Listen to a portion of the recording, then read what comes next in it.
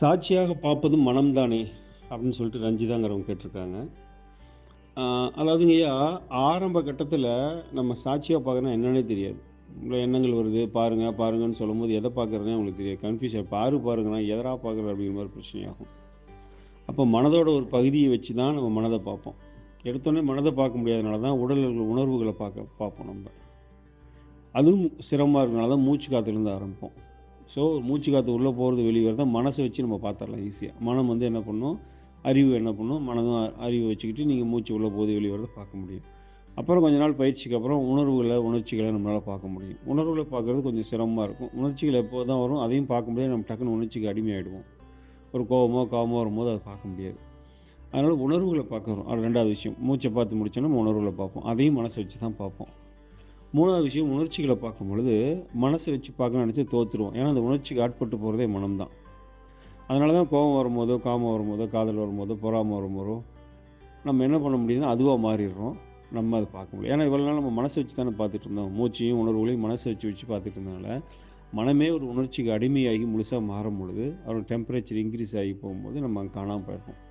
அந்த கட்டத்தில் நம்மளால் மனசை வச்சு பார்க்க முடியாது. ஆனால் நம்ம என்ன பண்ணணும், திரும்ப திரும்ப திரும்ப பயிற்சி பண்ணணும். பயிற்சி பண்ணும்போது உணர்ச்சிகளை பார்க்குறதுல தோற்று போய்கிட்டே இருப்போம். அப்போ நம்ம என்ன பண்ணணும்னா, எண்ணங்கள் வருதில்ல அதை பார்க்கலாம் அப்படின்னு சொல்லிட்டு எண்ணங்கள் வரதை 1-2 பார்ப்பார். எண்ணங்கள் எங்கிருந்து வரும், மனசில் இருந்தால் வரும். மனசில் பட்டு தான் எண்ணங்கள் பிரதிபலிக்குது. அப்போ மனதோட ஒரு மூலையில் ஒரு சின்ன பகுதியை, மனதோட செயல்படாத பகுதியை வச்சுக்கிட்டு நம்ம என்ன பண்ணுவோம், மனதில் வரக்கூடிய எண்ணங்களை பார்ப்போம்.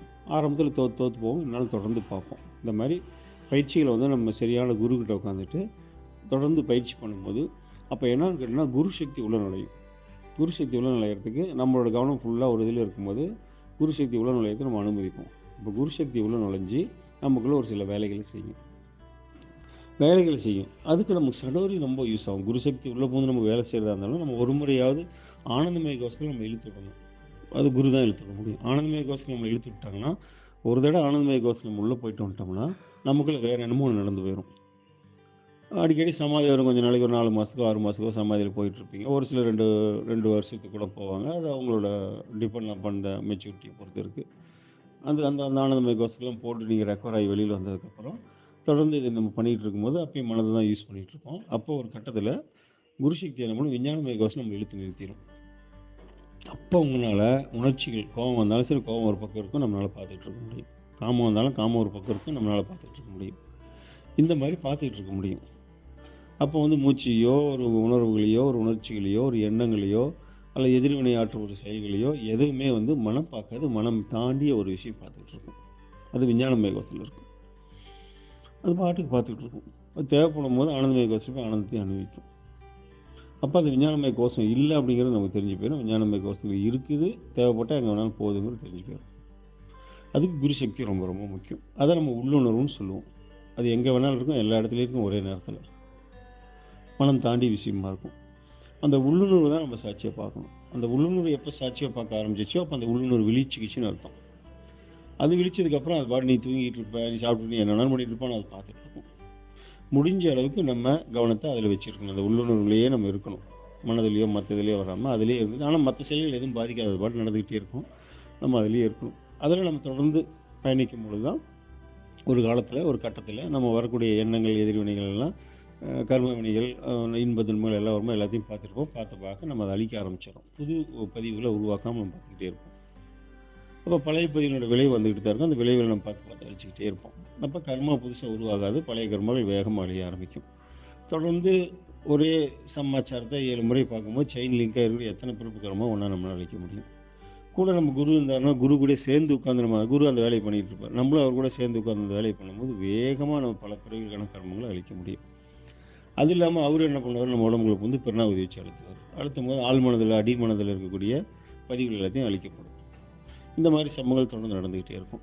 அப்போ நமக்கு இந்த மாதிரி நல்ல ஒரு குரு கிடச்சி, இந்த சமாச்சாரம்லாம் கிடச்சி, அவரோட உட்காந்து தியானம் பண்ணுறதுக்கான சூழல் அமைஞ்சு எல்லாம் இனிமேல் நடந்து போயிட்டு இருக்கும் பொழுது இன்ப துன்பங்கள் வந்துக்கிட்டு தான் இருக்கும். அதை ஒன்றும் பெருசாக பண்ண முடியாது. குரு கூட இருந்தாலும் ஜிப்பிஸ் ஆகிடும், அவ்வளோதான். 10 நாள் வர வயிற்று வலி ஒரு நாளில் சரியாக போகும். அந்த மாதிரி நடக்கும். அது பாதி குரு அனுப்பிச்சிடுவார். அப்படியே நம்ம தொடர்ந்து போயிட்டு அதே நம்ம பயணம் தொடர்ந்து போயிட்டு இருக்கும்போது ஒன்று வேகமான கர்மங்கள் அழிஞ்சிக்கிட்டு போகும்போது, புது கர்மங்கள் அழியாமல் இருக்கும்போது ஒரு நாளைக்கு நமக்கு சாவு வரும். அது முடிவு செய்யப்பட்டது. அப்போ சாவு வரும்பொழுதும் கூட நீங்கள் என்ன பண்ணுவீங்க கேட்டிங்கன்னா, சாவையே வேடிக்கை பார்ப்பீங்க. அதுவும் குரு பக்கத்துலேருந்து சாவது அதோட சிறப்பு. சாவியை வேடிக்கை பார்ப்பீங்க. அதில் இன்னும் நீங்கள் மெச்சூரிட்டி ஆகிட்டிங்கன்னா 2 சமாச்சாரம் நடக்கும். சாவை வேடிக்கை பார்க்குற அளவுக்கு நீங்கள் ரெடி ஆகிட்டீங்கன்னா என்னன்னு கேட்டிங்கன்னா, உயிர் பிரிஞ்சு வெளியில் போகும்போது நீங்கள் வேடிக்கை பார்த்துட்ருப்பீங்க. உயிரோட போக முடியாது. உயிரோட மனம் ஓடும். உடல் இங்கே அழிஞ்சிரும். அப்படி இருக்கும்போது நீங்கள் இங்கேயே இருப்பீங்க. நீங்கள் பறந்து விரிஞ்சு பார்த்துக்கிட்டே இருப்பீங்க. எல்லாம் தனித்தனியாக இருக்கும். அப்போ அதாவது பஞ்சபூதங்களோட போய் உடம்பு சேர்ந்துடும். உயிர் போய் உயிராற்றல் போய் அந்த பிரபஞ்சத்தோட கலந்துரும். மனம் என்ன பண்ணுறதுன்னு தெரியாது. அது வந்து கர்மாவோட சேர்ந்து கரைஞ்சி காணாமல் போயிடும். ஏன்னா உயிர் அந்த சமாச்சாரம் உள்ளுணர்வு இல்லாதனால திரும்ப ரீபர்த் எடுக்க முடியாது. அந்த ஆன்மா இருந்தால் தான் ரீபர்த் எடுக்க முடியும். அதனால் ரீபர்த் இல்லாத ஒரு நிலைக்கு போய் நீங்கள் நீக்கம் வர நிறைஞ்சு எல்லா இடத்துலையும் அப்படியே இருப்பீங்க. வெறும் பார்வையாளனாக இருப்பீங்க. இந்த சம்பவம் நடக்கும். இல்லை அந்த நிலையில் இருக்கும்போது உங்களுக்கு கர்மா மிச்சம் இருக்குது, மனம்னு ஒன்று இருக்குது அப்படின்னாக்கா அந்த மேலே போய் கர்மாவோட கலைஞ்சியில் அந்த மனம் அழியிற வரைக்கும் பிறப்பு நமக்கு உண்டு தான். மனம் அழியிற வரைக்கும் பிறப்பு உண்டு. இருந்தாலும் எந்த அளவுக்கு மெச்சூரிட்டி இருந்தாலும் மனம் அழியலைன்னா பிறப்பு உண்டு. அப்போ என்ன பண்ணணும்னா அந்த மெச்சூர் லெவலில் ஒரு ஞானமடைகிற நிலையில் ஞானமடைஞ்ச நிலையில் இருந்தால் கூட கர்மா இருந்தால் மறுபடியும் பிறப்பு உண்டு. அந்த பிறப்போடவே நீங்கள் மறுபடியும் இன்னொரு பிறப்பு பிறப்பீங்க. பிறக்கும் போதே அந்த குழந்தை பார்த்தீங்கன்னா ஞானவனாக இருக்கும். புத்தன் பிறக்கும் போதே ஞானவனாக இருந்தான். அது மாதிரி பிறக்கும் போதே ஒரு ஒரு ஞானவனாக பிறப்பீங்க. மிச்சம் இருக்கிற கர்மத்தை அந்த பிரிவில் அழித்து உலகம் போற்றும்படி பெரிய ஞானியாகி நீங்கள் முக்தி அடைவீங்க. அது ஒரு வகை. இன்னொரு வகை வந்து அந்தளவுக்கு நீங்கள் உள்ளுணர்வு நல்லா டெவலப் ஆகி இருக்குது, சாகு வரப்போகிறதெல்லாம் உங்களுக்கு தெரிஞ்சு போயிடும். அப்போ நீங்கள் சாக விரும்பலை அப்படின்னா என்ன பண்ணுவீங்கன்னாக்க உங்கள் உள்ளுணர்வு விஸ்தாரம் பண்ணி ஜீவசமாதி அடைஞ்சிருவீங்க. உட்காந்த வாரத்தில் தியானம் பண்ண வாரத்திலே ஒரு இடத்துல நீங்கள் ஒரு குழியை நோண்டி அதில் உட்காந்து மேலே வதச்சி மேலே ஒரு சிவலிங்கத்தை வச்சு விட்டு உங்கள் எனர்ஜி ஸ்ப்ரே பண்ணி விட்ருவீங்க.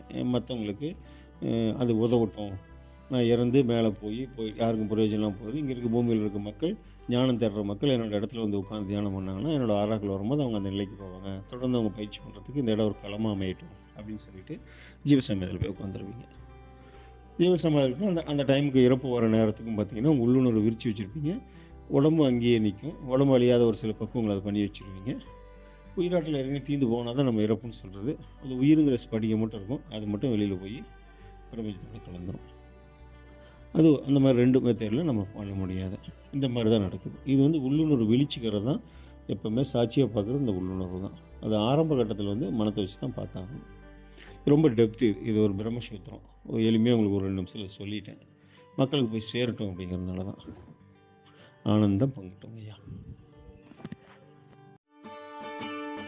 என்ன புண்ணியம் செய்தேனோ